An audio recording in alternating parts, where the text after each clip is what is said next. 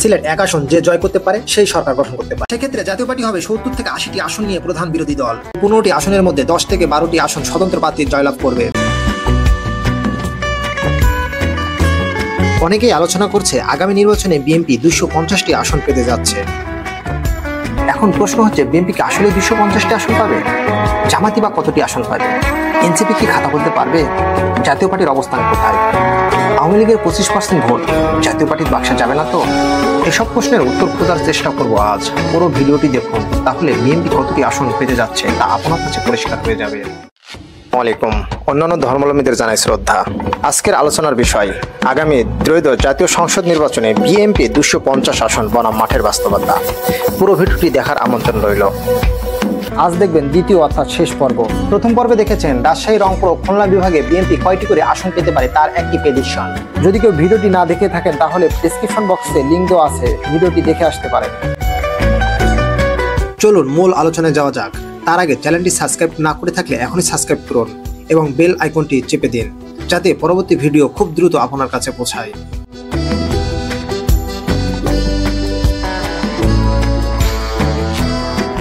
বাংলার ভেনিস নামে পরিচিত দক্ষিণবঙ্গের বিভাগ বরিশাল। এই বরিশাল বিভাগে বিএনপির নির্বাচনী ইতিহাস মোটেও ভালো না। 6টি জেলা নিয়ে গঠিত বরিশাল বিভাগে আসন আছে 21টি। গত 4টি গ্রহণযোগ্য নির্বাচন 91, 96, 2001 ও 2008 সালে বরিশাল বিভাগের বরিশাল জেলা ও ঝালকাঠি জেলা ভালো অবস্থান থাকলেও পিরোজপুর, বরগুনা ও পটুয়াখালী জেলা অবস্থা খুবই খারাপ। এই 3 জেলায় আসন আছে 9টি। বিগত 4টি নির্বাচনে 36 জন প্রার্থী প্রতিদ্বন্দ্বিতা করে জয়লাভ করে মাত্র 6 জন। পিরোজপুরে সবসময় জামাত ইসলামের শক্ত ঘাট হিসেবে পরিচিত। অন্যদিকে জাতীয় পার্টির কিছু আসনে শক্ত অবস্থান আছে। বরিশাল বিভাগের 6টি জেলা নিয়ে 21টি আসনে 84 জন প্রার্থী ধানের শীষ নিয়ে প্রতিদ্বন্দ্বিতা করে 31 জন প্রার্থী জয়লাভ করে।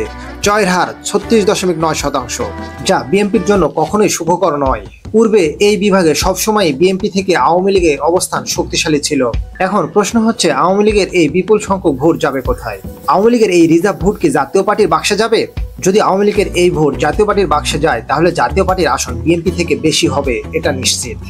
সবকিছু বিবেচনা করে বরিশাল বিভাগে বিএনপি 12 থেকে 14টি আসন পাবে বলে আমার মনে হয়। বরিশাল বিভাগের ভাই ব্রাদারেরা বলে যাবেন বরিশাল বিভাগের 21টি আসনের মধ্যে কে কতটি আসন পেতে যাচ্ছে। একটি অ্যাডভার্টাইজমেন্ট, আমার পরবর্তী ভিডিওটি হবে আওয়ামী লীগ অধ্যুষিত 20টি জেলা, যে জেলাগুলিতে আওয়ামী লীগকে হারানো প্রায় অসম্ভব। বর্তমান প্রেক্ষাপটে আওয়ামী লীগের এই বিপুল সংখ্যক ভোট কার বাক্সে যেতে চলেছে তার বিস্তারিত নিয়ে আমরা আলোচনা করব। ভিডিওটি দেখতে চাইলে চ্যানেলটি সাবস্ক্রাইব করে রাখুন।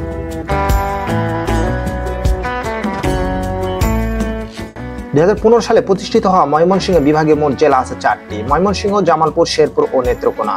আওয়ামী লীগ অধ্যুষিত এই ময়মনসিংহ বিভাগে বিএনপির অবস্থা খুবই খারাপ। এই বিভাগে 24টি সংসদীয় আসনের মধ্যে 1991 সালে 10টি, 96 সালে 6টি ও 2001 সালে 11টি আসনে জয়লাভ করে। পক্ষান্তরে 2008 সালে সব কয়টি আসনে পরাজয় বরণ করে। এই বিভাগের 4টি জেলায় 24টি আসনের বিপরীতে পৃথক 4টি গ্রহণযোগ্য নির্বাচনে 96 জন প্রার্থী ধানের শীষ প্রতীক নিয়ে প্রতিদ্বন্দ্বিতা করে।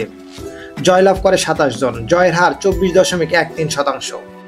বাংলাদেশ জামাত ইসলাম অতীতের নির্বাচনের কয়েকটি আসন থেকে জয়লাভ এবং বেশ কিছু আসনে তাদের প্রভাব দৃশ্যমান। অপরদিকে জাতীয় পার্টি পূর্বের নির্বাচনগুলিতে বেশ কয়েকটি আসনে নিয়মিত জয়লাভ করে আসছে। এই 4টি জেলায় বিএনপির তুলনায় সবসময় আওয়ামী লীগ শক্তিশালী। আগামী নির্বাচনে যদি আওয়ামী লীগ অংশ নিতে না পারে তাহলে আওয়ামী লীগের এই বিপুল সংখ্যক ভোট কার বাক্সে যেতে চলেছে? আওয়ামী লীগের ভাইরা যদি আমার ভিডিওটি দেখে থাকেন তাহলে অবশ্যই কমেন্ট বক্সে জানিয়ে যাবেন। সবকিছু বিবেচনা করে আমার মনে হয় ময়মনসিংহ বিভাগে বিএনপি 12 থেকে 14টি আসন পেতে পারে। ময়মনসিংহ বিভাগের ভাই ও বোনেরা বলে যাবেন আপনার বিভাগের 24টি আসনের মধ্যে বিএনপি এইবার কতটি আসন পেতে যাচ্ছে।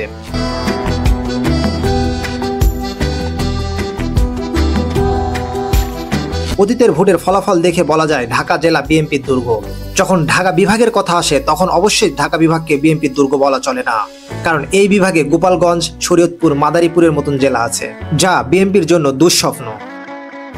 13টি জেলা নিয়ে গঠিত ঢাকা বিভাগে মোট সংসদীয় আসন আছে 71টি। এই 13টি জেলার মধ্যে মুন্সিগঞ্জ, মানিকগঞ্জ, ঢাকা, নরসিংদী ও নারায়ণগঞ্জ এই 5টি জেলা বিএনপি অধ্যুষিত বলা গেলেও গোপালগঞ্জ, মানিকগঞ্জ ও শরীয়তপুর বিএনপি আজ অব্দি একটি প্রার্থীও জয়লাভ করে আসতে পারে নাই। এই বিভাগের অন্যান্য জেলাগুলোর মধ্যে গাজীপুরে 12%, ফরিদপুরে 31%, কিশোরগঞ্জ ও রাজবাড়ীতে 37% আসনে বিএনপি জয়লাভ করেছে। সবচেয়ে বড় কথা, বিএনপি 2008 সালে ঢাকা বিভাগের 71টি আসনের ভিতর সবকয়টি আসনে পরাজয় বরণ করে। বিগত 4টি গ্রহণযোগ্য নির্বাচনে ঢাকা বিভাগের 71টি আসনের বিপরীতে ধানের শীষ প্রতীক নিয়ে 258 জন প্রার্থী প্রতিদ্বন্দ্বিতা করে জয়লাভ করে 106 জন, জয়ের হার 42.06%। অপরদিকে আওয়ামী লীগ 258 জন প্রার্থী প্রতিদ্বন্দ্বিতা করে 133 জন প্রার্থী জয়লাভ করে আসে, জয়ের হার 52.77%। এই ফলাফল দেখে বলা যায় যে বিএনপির তুলনায় ঢাকা বিভাগের আওয়ামী লীগের অবস্থান বেশ শক্তিশালী। নদীর ওপারের জেলা অর্থাৎ রাজবাড়ী, ফরিদপুর, গোপালগঞ্জ, মাদারীগঞ্জ, শরীয়তপুর মোট 5টি জেলায় সংসদীয় আসন আছে 15টি। ধারণা করা হচ্ছে এই 15টি আসনের মধ্যে 10 থেকে 12টি আসন স্বতন্ত্র প্রার্থী জয়লাভ করবে। সবকিছু বিবেচনায় এনে ঢাকা বিভাগের 71টি আসনের মধ্যে 50টির আশেপাশে বিএনপি জয়লাভ করবে বলে আমার ধারণা। আপনার কি ধারণা ঢাকা বিভাগের 71টি আসনের ভিতর বিএনপি কয়টিতে জয়লাভ করতে পারে? আগের পর্বে 3টি বিভাগ রাজশাহী, খুলনা, রংপুর সহ মোট 6টি বিভাগ নিয়ে আলোচনা করা হলো। দেখে আসি এই 6টি বিভাগে মোট কতটি আসন আছে আর এখন পর্যন্ত বিএনপি কতটি আসন পেল। এই 6টি বিভাগে মোট সংসদীয় আসন আছে 223টি। এর মধ্যে রাজশাহীতে 27টি, খুলনাতে 15টি, রংপুরে 10টি, ঢাকাতে 50টি, ময়মনসিংহে 14টি, বরিশালে 14টি। মোট 223টির মধ্যে 129টি আসন বিএনপি পেয়েছে। বাকি থাকলো সিলেট ও চট্টগ্রাম বিভাগ। চলুন দেখে আসি এই দুই বিভাগে বিএনপি কতটি আসন পেল।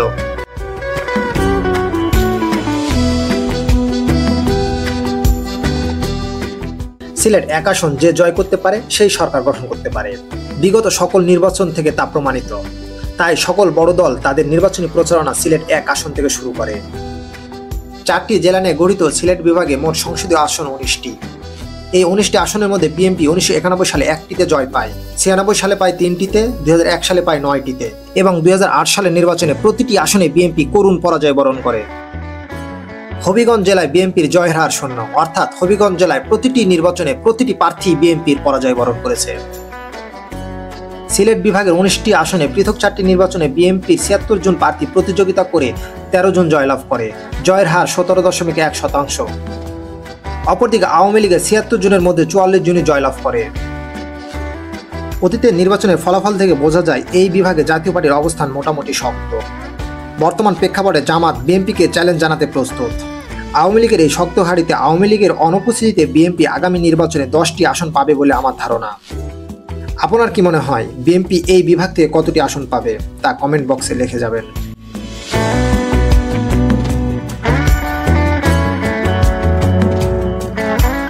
কথায় আছে বিপদের বন্ধুই প্রকৃত বন্ধু। 2008 সালের নির্বাচনে বিএনপির ভরাডুবির মধ্যেও এই চট্টগ্রাম বিভাগে বিএনপিকে তাদের 32টি আসনের মধ্যে 18টি আসন জয় এনে দেয়। এই থেকে বোঝা যায় চট্টগ্রাম বিভাগ বিএনপি কতটা শক্তিশালী। 11 জেলা নিয়ে গঠিত চট্টগ্রাম বিভাগে মোট সংসদীয় আসন আছে 58টি। পার্বত্য অঞ্চলে 3টি আসন ব্যতীত প্রতিটি আসনে বিএনপির আধিপত্য দৃশ্যমান। তবে বেশ কিছু আসনে জামাত ইসলামের আধিপত্য বিরাজমান। তারা সেসব আসনে জয় ছিনিয়ে আনতে সক্ষম। তবে জাতীয় পার্টি এই বিভাগ থেকে কোনো আসন পাবে বলে আমার মনে হয় না।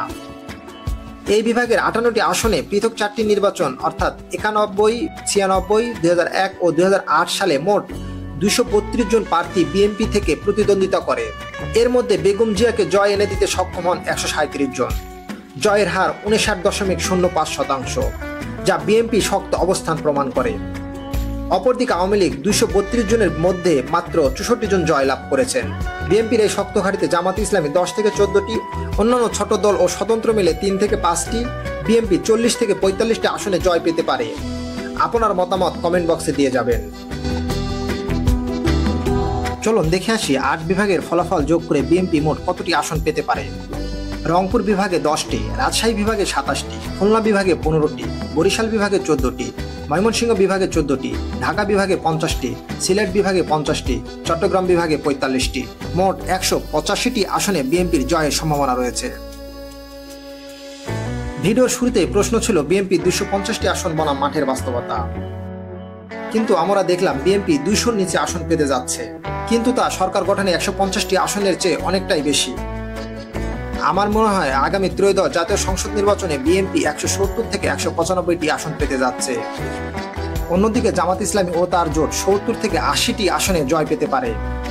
এই 70 থেকে 80টি আসন নিয়ে তারা প্রধান বিরোধী দল হওয়ার সম্ভাবনা অনেকটাই বেশি।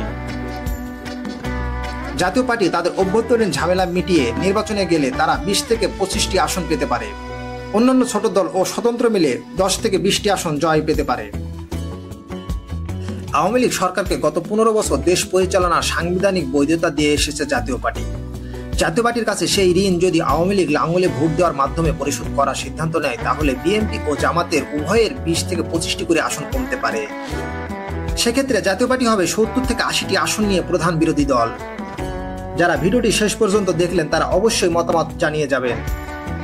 আর এরকম ভোট নিয়ে নতুন নতুন ভিডিও পেতে চ্যানেলটি সাবস্ক্রাইব করে রাখুন। ধন্যবাদ।